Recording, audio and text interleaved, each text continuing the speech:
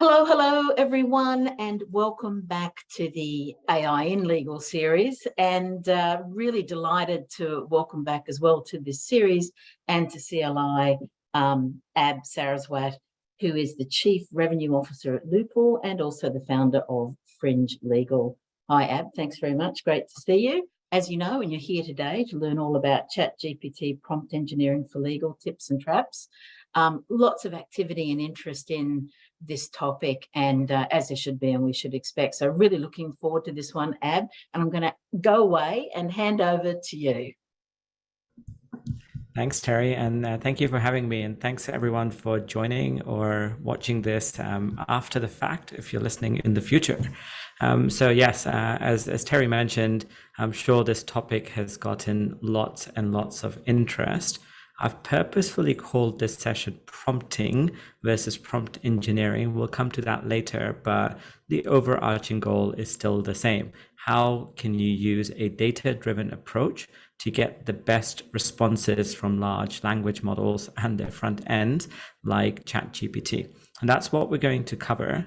Last time I was on this, I just spoke about plugins, and I went and gave a lot of very practical examples, spend a lot of time in ChatGPT. We'll still do that, but today I'm going to give a little bit more sort of theory background, because this is much more about understanding what you should be doing and then putting it into practice. If you get the understanding bit right, the practice bit is relatively straightforward, because ChatGPT is quite forgiving and will sort of give you some leeway as you go through.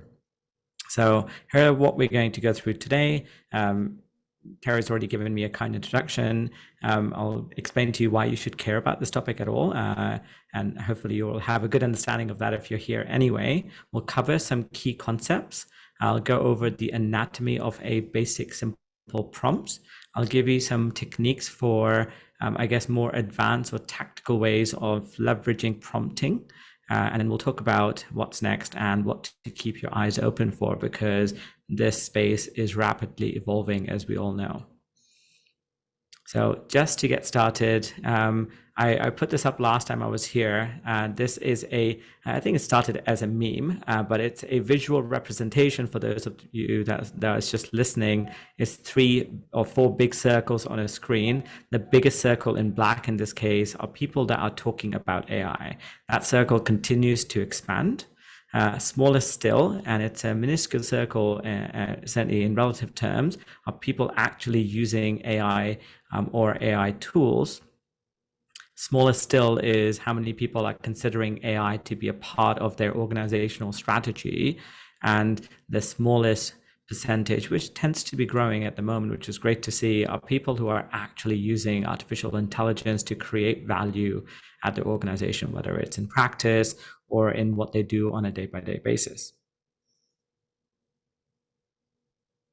And this is a quick representation just to remind us all that we are still very early on this wave that is specifically generative AI. It's a topic that's been exploding in interest, and all the hype and everything else there is still a long way to go, and there's a lot of learning to be had, which is wonderful, because all of you listening, I think, would be considered certainly innovators and early adopters to these kinds of tools.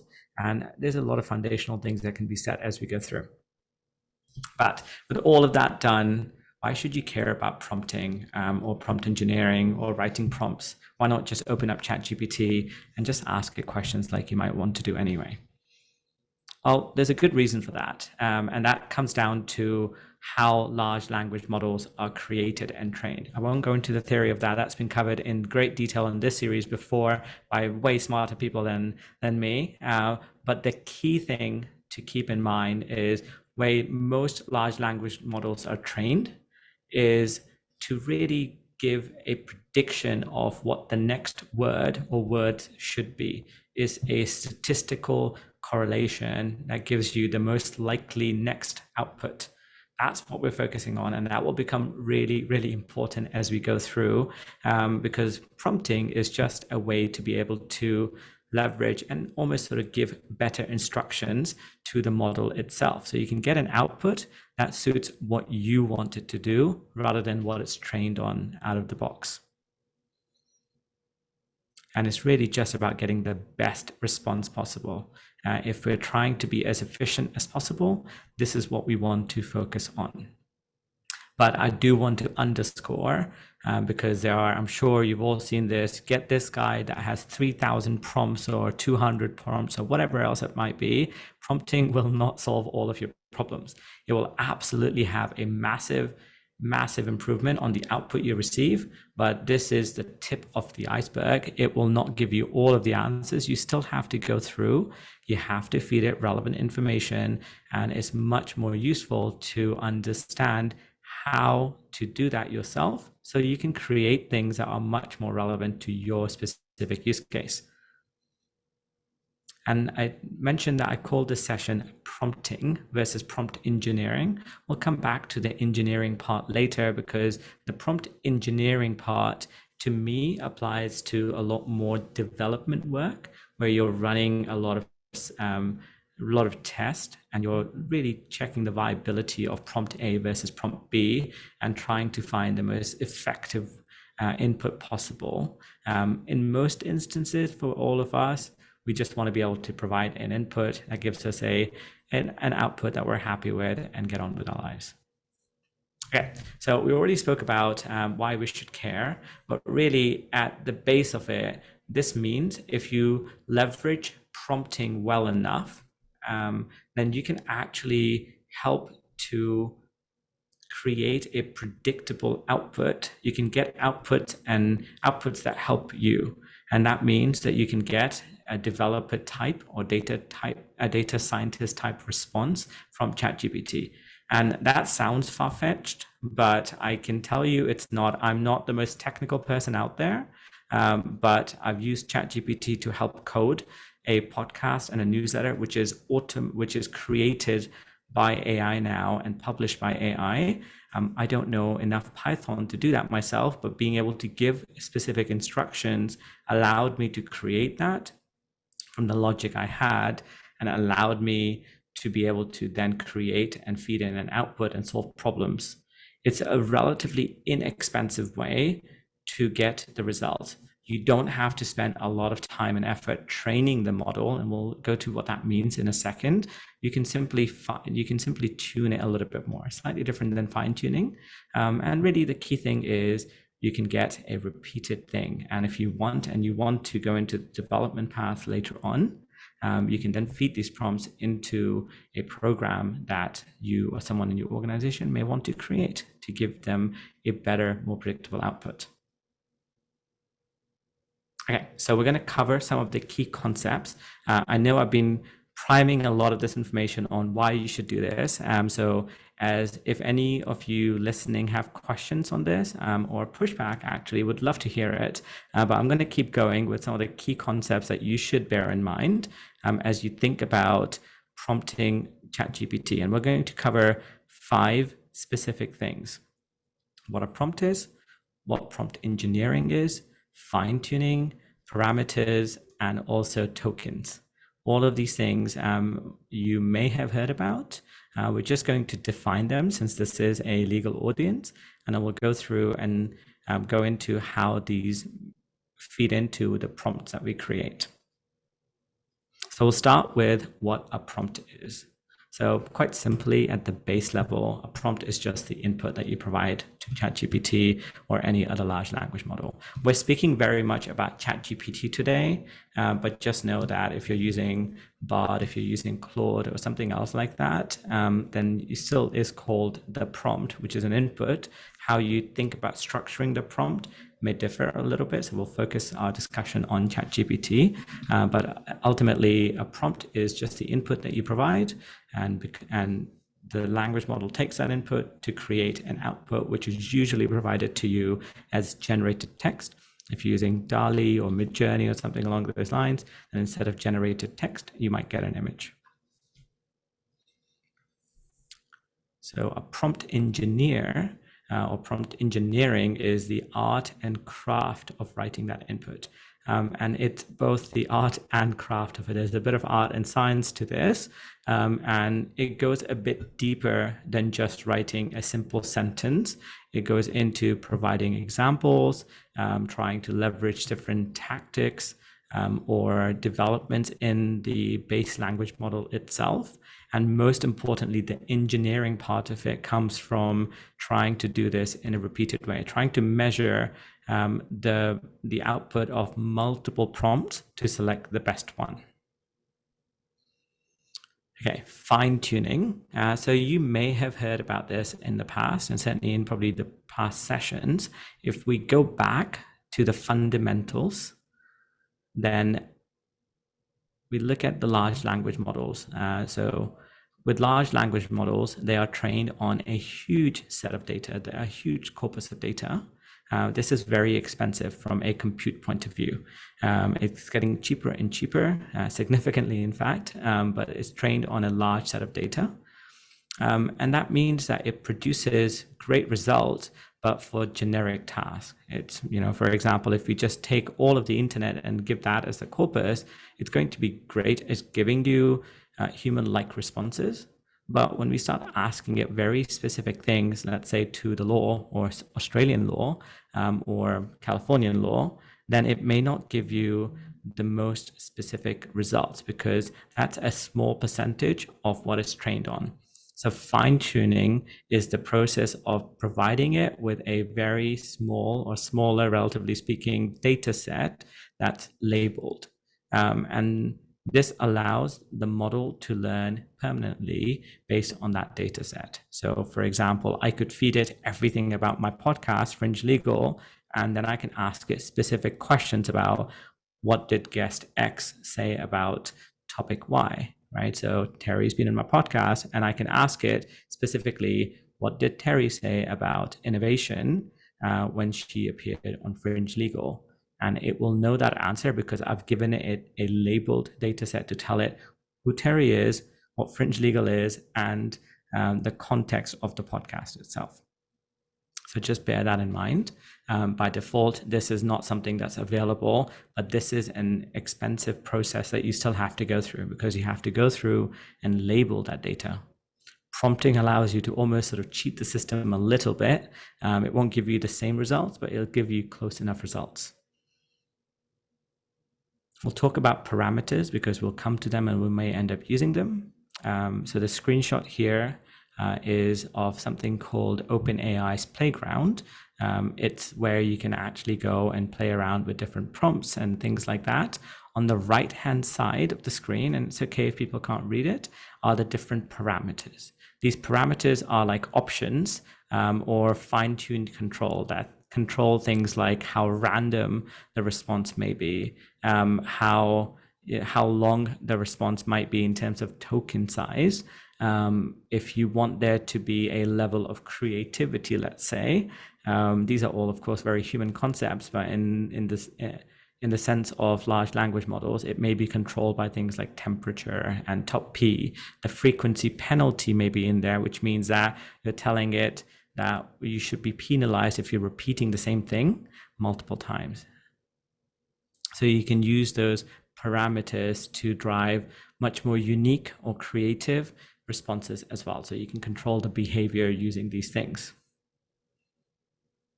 And lastly, tokens.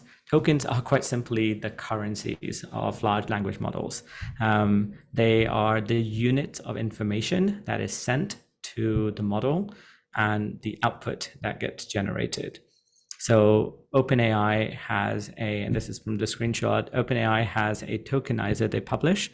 At the moment, it's based on GPT-3. They haven't published one for GPT-4, but you can put in there any text, and it will give you how many tokens that equates to. So in this example, what I have on the screen is a bunch of text and some symbols. It's 312 characters, but they equal 68 tokens.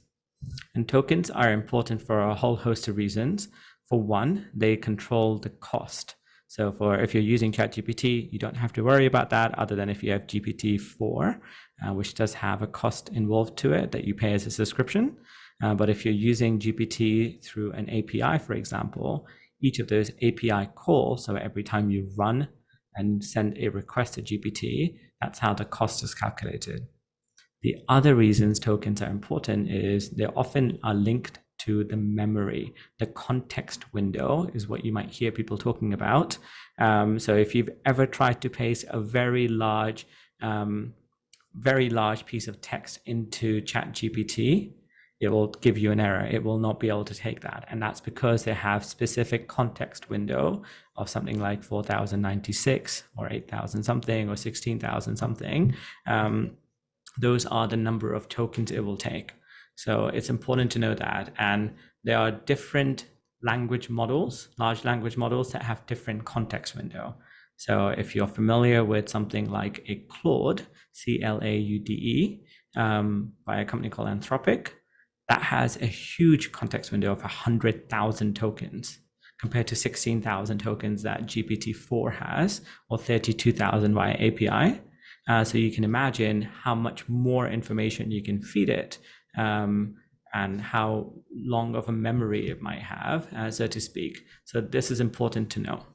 So let's move into actual prompts. So we now know why prompts are important, what you can do with them, all the different things that feed into them. Let's now talk about how to structure a prompt. So I've gone with two different variations. The first bit, which is what you see on the screen right now, and I'll walk through this, is what you need to do to get the best output with the least amount of effort. This is my preferred method. I don't want to think about things and sit there and write prompts that are pages and pages long if I can get the same or close to the same level of output with something relatively simple. So with this, we have the anatomy of a prompt that takes in really three things, or four key items. The first is the role. What role do you want ChatGPT to play? What should it act as? So think of it as a role-playing exercise that you're doing with it. So in the example I provided here, we're telling it you are a talented analyst at a top-tier market research firm and a graduate of Harvard Business School. So we're telling it to play a persona to serve the kind of output we want. So you can tell it, for example, you're part of a legal innovation team at a top tier global law firm with offices all around the world. You can also give it a name if you really want. So I can call it Bob, and go from there.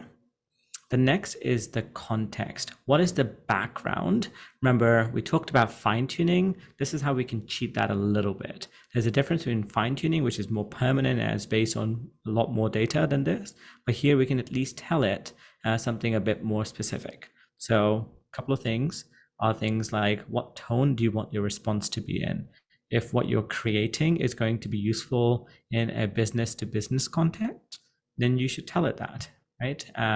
If your audience is going to be lawyers, you should tell it that. If you want it to help you write a speech that you're giving at a wedding, then you should tell it that, and it will change its tone accordingly. It needs to know that background. Otherwise, it will just default to that large language model mentality, averaging all of the data it has. The next is, of course, what do you want it to do? Right? We're doing all of these things because we want a specific thing that we want an answer to. So it could be to analyze the text for sentiment, for example, to summarize an article, to brainstorm ideas, to ask you questions, or to explain a concept. So all of these things are the instructions that you want ChatGPT to have. Obviously not all of them, but one at a time usually works pretty well. And then lastly is the output. This is optional, but I would still recommend it where you can, which is how do you want it to present the results to you? In some instances, you might want results formatted in a specific way. So for example, it might be that you wanted to write things out in paragraphs, or you might want a bullet point list or markdown format, which gives you sort of bold formatting and headings and so on. Or if you're working with a lot of data, you might ask it to provide you output in a JSON format. And I go back to my example of when I was working on creating a script, not knowing any coding whatsoever. When I picked a language that GPT recommended I work in, every time I would ask it a question, I will tell it, please give me responses in Python. So that's giving it a much more defined set of instructions and where I'm working in, what kind of language I'm working in. This is a lot of information. So just to simplify it, just remember the simple acronym CASE.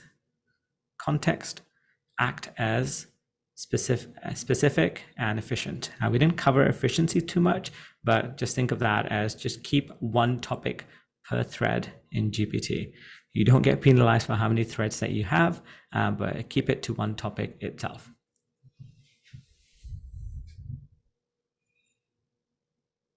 So there's a question in the chat about fine-tuning and about labeling. So there is different types of labeling that happens in when it comes to large language models. So one thing to bear in mind is when we're working in ChatGPT, since we're focused on that, I know there are questions about Copilot and other things, there is some level of feedback loops that are built in. So in ChatGPT, you may have noticed that you can essentially downvote answers, so that responses it gives, as well as upvote them. That's one way of user-based feedback learning. The other thing it also keeps in mind is every time you copy something, there's a little copy button in ChatGPT. It takes that as a positive reinforcement that the answer is given you, it's something useful. Similar to that, every time you regenerate a response, it feeds into that. It has different weightings applied to all of these things. When you think about the semantic indexing, or you think about labeling data sets, there is a lot of work involved in that, depending on how big your data set is and how well you want to label it. There is some controversy recently as well, where people are using ChatGPT to help label large data sets to feed into other models, which of course OpenAI is not a big fan of, but you can do things like that. But generally, the reason this is a lot of work is someone has to, if you think about, let's go back, let's use an example of e-discovery, right? I feed something 1 million emails. Now I'm asking the language model to go through all of those emails and pick out the most important emails. It will have no idea what importance means in that context. So labeling requires someone, a human being, to go through maybe instead of 1 million emails, 1,000 or 10,000 emails, and label them as important or not important. And when you mark something as important, you give it a reason. You explain why. What are the criteria, the characteristics that makes that email important? And then that's the fine-tuning that gets fed into the large language model. So the next time you ask it, this is what important means, it's able to comprehend that based on the data set that you provided. So that's why it's expensive, because someone has to go through that and actually train it and review the answers to make sure that what you're getting is correct. I hope that helps. All right. Ask me any other questions as we go through. But now we'll talk about different techniques, and then I promise I will go into ChatGPT and we'll put some of these things into practice. So just as a recap, we talked a lot about the background, why all of these things matter, right? All of the foundational, fundamental things, the theory behind all of these things are important. And we started talking a little bit about the practicality, which is how do you create the best prompt? To be completely fair with all of you, most people, for most instances, don't need anything more than what's on the screen right now. If you simply just tell GPT, and the prompt doesn't have to be more than a sentence long, act as a legal assistant to help me review this email and tell me what this means in a bullet point list. That's all you need to provide it. With the caveat, please do not put anything sensitive or private in ChatGPT. Make sure that you're putting only things that you would post on Twitter or Reddit or places like that. Just be mindful of that. But most people don't need anything more than that. But there are some instances where you need to do more. That's why we're all here. So these are some techniques or tactics that you can leverage. We'll talk about 3 of them. But before I do that, I did want to highlight something that OpenAI announced just before this webinar, actually this morning for me. This morning for me, so it would have been nighttime for all of you, certainly in Australia, which is they've allowed now, if you are a ChatGPT 4 subscriber, the ability to add custom instructions. So this is basically what we've been talking about. So if you work in a specific field, like law, for example, or marketing in a law firm, you can actually provide GPT very, very specific instructions about what kind of responses you want. So it takes 2 things as input. When we go into ChatGPT, I'll show you where this is. The first one is, what do you want it to know about you? So it can give you better responses. And this is basically, what do you do, or the persona you want it to play.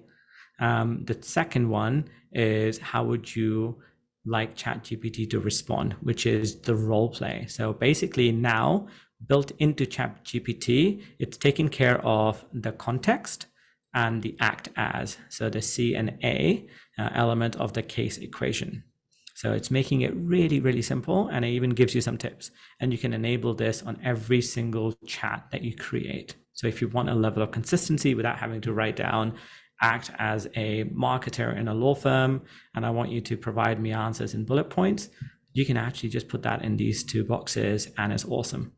And what this allows you to do is an example about asking what the before and after is if you leverage this, which is if you want it to produce specific results based on a persona. So here the user is asked, tell me 3 important things to teach about the moon. And it gives you 3 important things, and it's helpful. It gives you about how the moon formed, about the phases, and about space exploration, all useful information. But if you then put in the custom instructions, and in this case, the instructions that we're feeding it is, I work on science education programs for 3rd grade students. And then we want the information each time to be presented in a table format, outlining the pros and cons of each option. It still gives us those 3 things, the phases of the moon, the relationship with the Earth, and features and things like that. But now we get a beautifully designed table with pros and cons. So that's the kind of difference it can make, and you can do this once very easily. And this came out maybe less than 6 hours ago. So if you are a ChatGPT Plus subscriber, you will have availability of this when it becomes available to all of you. So we'll talk about specific techniques beyond the built-in features of GPT. So there are 3 key things to be mindful of. The first one is called zero shot. And zero shot is basically, you don't need to do anything. Just do everything that we spoke about, which is you ask it a questions, and it will give you an answer based on its understanding of the world. The second technique, just to differentiate that, is few shots. And few shot is essentially you are providing it examples or shots. So it can learn how to execute that very specific or narrow task. Think of it as in-context learning or just-in-time learning. You're asking someone to solve a problem, but you're providing them with examples of how similar problems are solved. So you're giving it a bit more context. I do want to differentiate this with fine-tuning. And the key difference is fine-tuning is much more, I guess it's a much more permanent thing that you're doing, right? So you have your large language model, and fine-tuning is a layer on top of that. Few shots is relevant only to that conversation, that chat, or that set of instructions you're giving it. It's not going to be remembered long-term by the model itself. And then the last one is prompt chaining. And prompt chaining is essentially getting GPT to create an answer for you based on a prompt, then using that answer as the input to the next prompt and so on and so forth. So you can keep creating chains. So think of it as an example. Let's say you want to write a book. You want to write a book on legal innovation. The very first prompt may be something specific like, I am an innovator working in large law firms. I have expertise over the last 20 years in talking about innovative technologies that improve the delivery of legal service. Help me come up with an outline for a book, which includes chapters on the topics I may want to target lawyers for. And it will give you an outline. That's prompt 1. The second prompt in that chain might be, using the outline created above, write me a summary for each of those chapters. And then it can do that. And then using the third chain the third prompt in the chain might be, using that summary, give me the full text of chapter 1, including who I might wish to interview to get more details. Fourth prompt, maybe do the same thing for chapter 2, and so on and so forth. So you can actually use it for that kind of context. All right. Some tips. We'll come back to that actually. Those are some of the key things I wanted to cover today, and we'll come back to tips as we wrap up. But I wanted to go into GPT so we can actually go through some of these examples in real life so you can see what the impact is. Let me just show you an example of some of the things that we've spoken about. So we created a new chat. And actually, before we do that, I mentioned GPT announced a new feature, I guess, which is custom instructions for ChatGPT. This is the blog post from today. This tells you what it is, how it works. And you can actually see examples that they provided where you can turn things on and off, and you can see what the before and after is. So that the screenshot I included in my slides is actually from the GPT announcement. So you can read up more about it by going to openai.com and checking out their blog post. I'm not affiliated with OpenAI at all, but I think it's helpful because now you can do a lot more. And if you want to access that, please note that you do need to be a GPT Plus subscriber, which is a paid membership. And if you have access to that, at the bottom, you'll see that you're running ChatGPT July 20 version. So that's the latest version as of today. Click on your name, go to settings and beta or beta, depending on which part of the world you are. And here you will get access to experimental features. And one of the options will be to turn on that feature. I've already turned it on. I think actually I don't have access to it on this model of ChatGPT, so I included a screenshot. But if you get access to that, eventually it will show up in the beta features, and you'll be able to turn it on here. I only have plugins and code interpreter. When it becomes available, it will show up in there, and you'll be able to sort of turn on custom prompts. Okay, so all of those things in mind, and then bear in mind that you do have access to ChatGPT 3.5, which everyone should have access to, and GPT-4, which is for Plus members only. The huge difference between these two is really the level of reasoning and contextual understanding it has. So we'll use 3.5 since everyone has access to that. And this is an example of a zero-shot prompt. So analyze the sentiment for a tweet and classify it as positive, negative, or neutral. We're not telling it any information. We're just giving it a tweet, and we're asking it to generate a sentiment. And hopefully it will be able to. So it says it's positive. That's great. And it can do that because the data set for GPT is based on sentiment analysis as well. Now, if you want to take that one step further, I can feed it something a bit more. And this is an example of few shots. So here you can say we're telling it to analyze sentiment again, in this case, positive or negative only, but we're giving it some examples. So I give it a sentence and I tell it what the output should be. In this case, I love this product is a positive sentiment. The food was terrible is a negative sentiment, and so on. And then at the end, we ask it a sentence, and then we leave the sentiment blank. So with this, we're giving it some context, and based on that, it knows two things. A, how to give you the analysis, and B, how to present that information, right? So instead of writing a whole sentence and explaining why it gave me the results, it just tells me the output because I trained it in that way based on just these examples. Okay. And we can take that one step further. It doesn't have to just end there. That's a very generic and easy example of sort of sentiment analysis. But we can actually provide a lot more information. So here, I'm going to give it something a bit more complicated. So I'm going to create a new chat because remember, new chats work well if you have a different type of topic. And we'll use GPT-4 in this instance. When I go in there, the prompt I'm feeding it is something a bit longer. So identify suitable features for a project management software based on given problems. FYI, I work for a company that sells legal project management tools, so this is very relevant to us. So the problem first is teams have difficulty in tracking the progress of their projects. This is a feature that I wanted to suggest, and so on. So I've given it 3 examples, right? And then the 4th one, I'm asking it that the problem statement is managing and prioritizing tasks is time consuming. And now I'm asking it to give me an output for this 4th problem.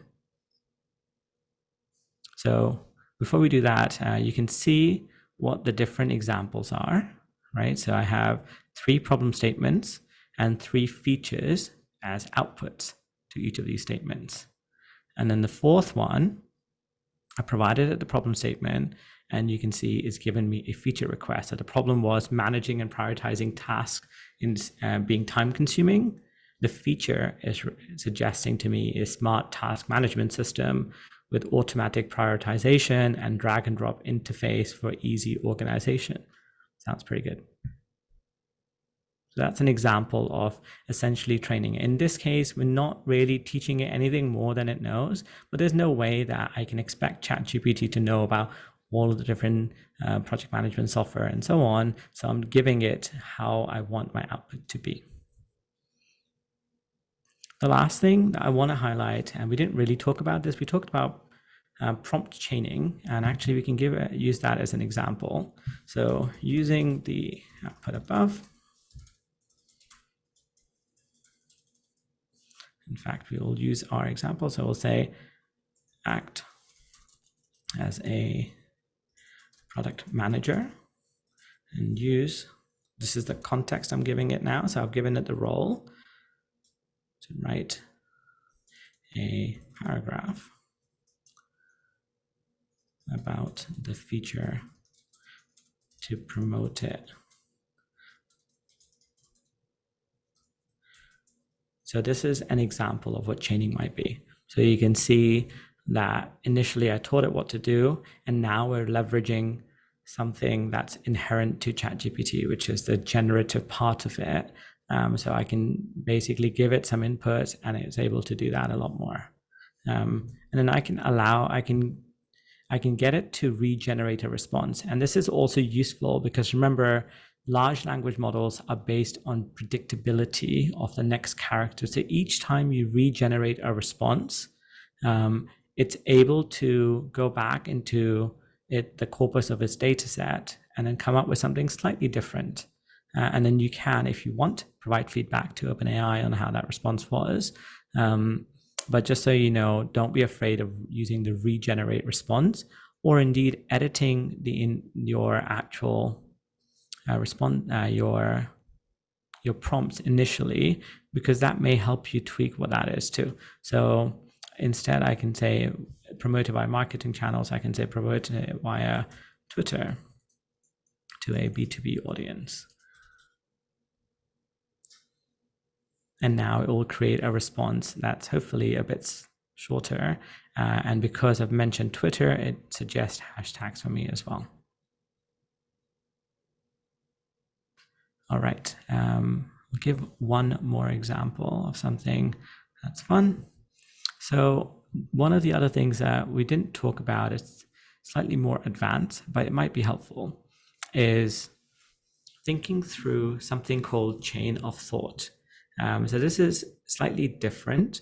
And with chain of thought prompting, what we're doing is we're telling the model to give us the reasoning before it produces the final answer. So we can use chain of thought prompting, for example, here, where we're telling it to help us explain customer churn, losing customers. So I can tell it a question from a user. We'll delete that actually, so I can just figure that out. And then I'm asking it to give me an answer, which is, what is the net customer growth rate for this company? This company, which has 1,000 customers, they acquired 200 new customers and lost 50. So we wanted to give us an answer on what the growth rate should be.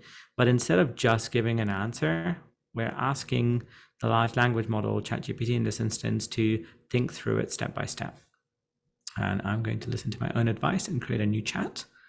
And for something like that, it's often useful to use GPT-4 if you have access to that, because the reasoning is much, much better.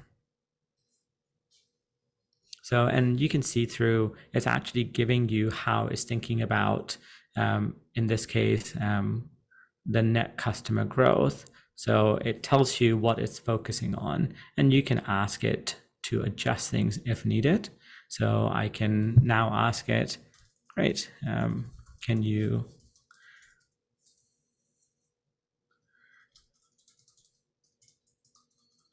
calculate the growth based on 200 customers churned? Right, so this allows you to do two things. If you're using chain of thought, which allows you to really think about how the model is solving the problem, number one, you get a bit more of a look into the black box, that is ChatGPT, on how it's solving the problem for you, how it's responding to you. Number two, you can actually correct it, because not everything that the large language model will produce is going to be correct. We all hopefully know about hallucinations and the issues there. So with this, I can actually evaluate, is it calculating the customer growth rate correctly? Is the equation that is providing me correct or not?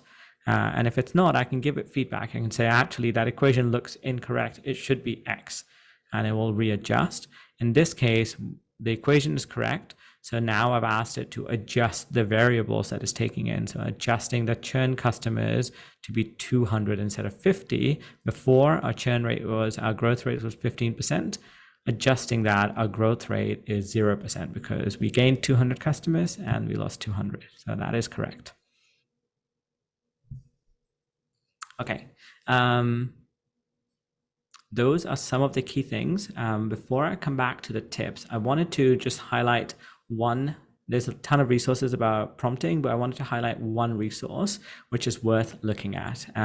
This is meant for developers, but I think it's useful for everyone, which is on the OpenAI website. If you search for OpenAI, there goes ChatGPT prompting best practices on your search engine of choice, we should actually look for OpenAI. OpenAI prompt best practices. You'll be able to find a help page where they walk developers through how to think about best practices for prompting. And it tells you many of the things that we've covered, which is, and some of the things we haven't covered. So use the latest model being one of them. It also tells you about best practices in terms of format. And you might see this a lot where people are using triple quotation marks or backticks or the hashtag or pound symbol. That's really helpful to create a distinction between the instructions and the content. So in the example that we were using, if you wanted to give it data, we could actually give it instructions, then use the 3 quotation marks to give it the data itself. It's also helpful to be specific. We spoke about that already. So rather than just saying, write something that's short in length, that doesn't mean anything. Instead, it's better to say things like, write me a 3 to 5 sentence long summary of this article. Just a note on that. GPT isn't the best at following very specific instructions. So if you tell it to write only 150 words, it's not always going to write 150 words. It may write something that's 145 words or 140 words. So you should give it some bounds between X and Y length. It usually works pretty well. Avoiding things like fluffy or imprecise descriptions. We spoke about 0 shots and then fine tuning and few shots.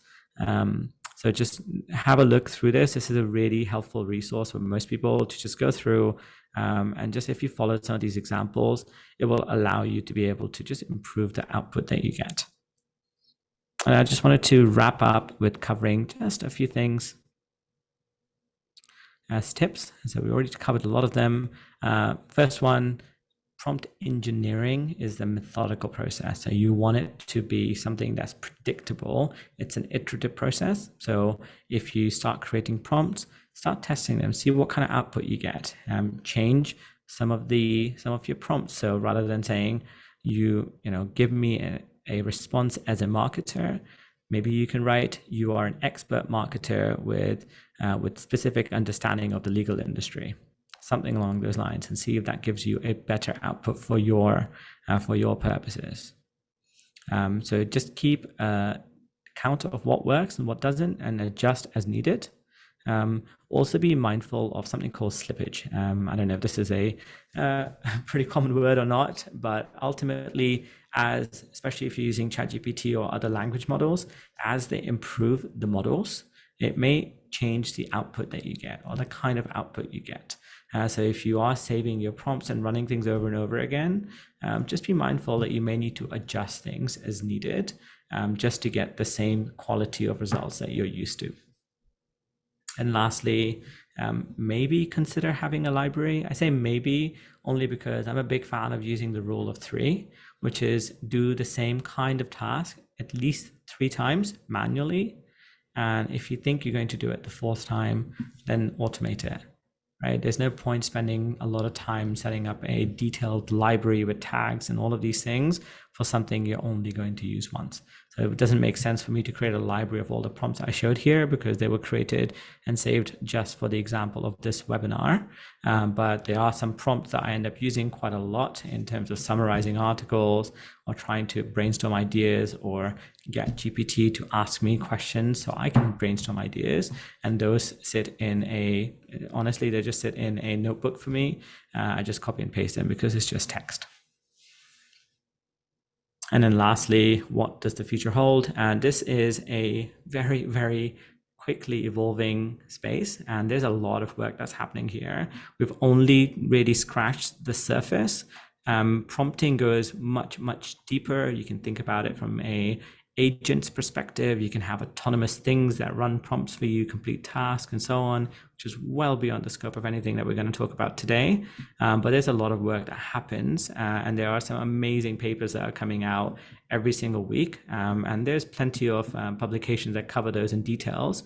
You don't need to go through and read through them, but just know that it's something that's going to improve and continuously change over time. And go through that. Cool, that's most of everything I wanted to cover. I know there's a question in the chat. Let me just have a look. In my experience, has the overall ChatGPT performance declined in the recent weeks? I haven't noticed it, but I have heard about it for sure. It depends on what you're looking to do. I think it's one of those biases. I don't know what the name of this bias is, but it's one of those things. As people use it more and more, they start noticing all of the things that it's missing or all of the problems it might have. So for example, I use ChatGPT pretty much every single day. And I know that if I just ask it a generic question and try and use it as a search engine, the answers I get are just awful. And I also don't trust the accuracy of them. So I don't use it for that purpose. So if you're looking at it from that angle, yeah, probably the quality hasn't really gone down, but just your sensitivity to the quality has gone up. So hopefully that answers your question. A couple of questions coming in. Yes, so just related to that last question before I come back to the series of questions that have been put in the chat. Everything I've mentioned will work well in Bing Chat. It will because it's using OpenAI's and ChatGPT's large language model, so that will work well. It may or may not work as well when you look at other places like Claude. So I tried telling Claude to act as something, and it very, very quickly told me it is a large language model and it can't act as a particular role. So you have to think about how to adjust your responses based on different models. But yeah, most of the concepts will certainly work in Bing. That's not a problem. Okay, so a few more questions. My views on leaving feedback. Do I recommend leaving feedback for GPT? I don't know. I sometimes do. Mostly I don't, to be honest. I think it's a personal choice if you want to do that or not. But you can if you want. I would recommend still that you do not put anything. So I've turned off, in one of the accounts I use, I've turned off providing feedback to ChatGPT because I don't want to put information in there and use it to be trained, because it's not sensitive, but it's not something that I trust to go back into the model. So it's up to you. I don't think it makes that much of a difference. If no one does it, then it will make a difference, but enough people do it, so it should be okay. Second question was, I use some keywords followed by colons when prompting. Yes. So the example given here was I say Q followed by colon and something else. I use that as a delineator. You don't have to use colons. You can use some other symbol. It's just a way to provide learning. So I'm just training it that I'm going to provide it with an input in a specific format. So that's why I'm using colons there. I'm saying question is going to be in this format. Answer needs to be in this format. So that's the only reason for it. So hopefully that helps. That is also something that's mentioned in the OpenAI's guide. But as long as you give it some format that you're comfortable with, that's all that matters. You can it will learn quickly enough. All right, I think we're coming up to time. So Terry, I will pass it back to you, and happy to answer any other questions that people might have. Get in touch with me through one of these many ways if you want. Thanks, Ab. Fantastic presentation. Really, really enjoyed it. I guess one of my key takeaways from it, and would be interested to hear your thoughts, I guess, in a wrap up really on this, is that it really is a matter of having a go, and just basically keep having a go and really develop your own experience, obviously with the fabulous tips and resources that you've referred to here. But there'll be no substitution for just getting in there and actually continuing to develop your own experience. Is that a fair comment, or where we stand at the moment? Yeah, 100%. That's absolutely true. The only thing to bear in mind is if you're using GPT-4, there is a limit to how many messages that you can put in there. It's a limit that OpenAI has put in because, frankly, it costs them a lot of money to power GPT-4. But for what it's worth, they have also announced, I believe 24 hours ago, a day ago, that they are going to be increasing that limit. It's currently set at 25 messages every 3 hours. That's going to double. And over time, that's just going to keep doubling. But yeah, for most people, it shouldn't matter, but absolutely experiment. If you're running out of, if you run out of your limit, go to Bing, just experiment there. Honestly, it's the same model. And yeah, I spend a lot of time experimenting, trying to get the right output. And sometimes you have to, it will be helpful. You can't really break the system. People try, trust me, and it's very, very hard. One more quick one. Obviously, a lot of folks are focused on ChatGPT, as you mentioned, but there are other models out there as well. Is it your thought and recommendation at the moment, I'm thinking particularly while we're still all somewhat in that experimental phase, to try out all of the models, like to become familiar with all of the models? Probably not all of the models. So if you learn the fundamentals, it will help you across all models, and they are structured in a very similar way. There are models that have different specialties, and I'm only speaking right now about, I guess, publicly available commercial models, like Bard, ChatGPT, and Anthropic's Claude are the 3 key models, right? Those are the ones that people can have ready access to without needing to do anything more. There's a whole other world of open source models. So Facebook just released Llama 2, which is they've made it an open source model that you can run locally and use it for commercial use at no cost whatsoever. That's massive for many people, including from a privacy perspective. Terry, I saw you also post about Apple's plan of developing their own model just recently. So yeah, I think use the models that are available to you. I can tell you majority of my time, 80% of my time is spent in ChatGPT. Yeah. And the other 20% of my time is spent in Claude. And the big reason for that is Claude has a huge context window, which is just unmatched, right? 100,000 tokens is a massive context window. It's about 75,000 words worth approximately. So I can feed it a ton of information and it works out really well. But it doesn't do as well in a lot of different tasks, and it doesn't have the plugins and all of these things.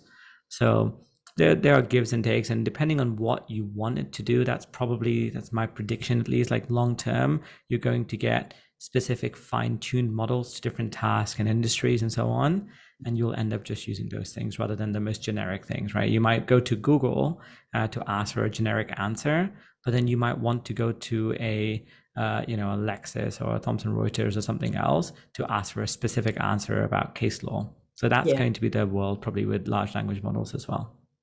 Yeah, and I guess that was somewhat behind that question, that we may be heading in that direction, that you use, well, assuming that they're not all exactly the same with exactly the same features, that you would use whatever suited your purpose best. So yeah, thanks again, Ab. It was another fantastic presentation. Folks, you've got the screen in front of you here. You'll find Ab everywhere social media lives, but also do sign up and subscribe for Fringe Legal Newsletter and the Law Tech Daily one as well. They're fabulous. I do, and really enjoy reading them. So thank you for that as well, Ab. Yeah. And my ask of the audience, if you don't mind, Terry, I'll be very curious. Go and listen to one episode of Law Tech Daily, because that is 100% created by and read by AI. So it gives you a glimpse at a strand of the future. So have a look through that. I'll be curious to see how many of you think that the voice is robotic versus human-like. And what you two can do, right? Because if you absolutely, like it, you'll be able to do it too. Yeah, fantastic. Obviously, you'll find the Centre for Legal Innovation in social media as well. So with all of that being said, thank you everyone again for attending. Look forward to seeing you in the next session. And Ab, again, and as always, absolute pleasure. Thank you so much. Thanks, Harry. Great initiative. Bye, everyone. Bye, everyone.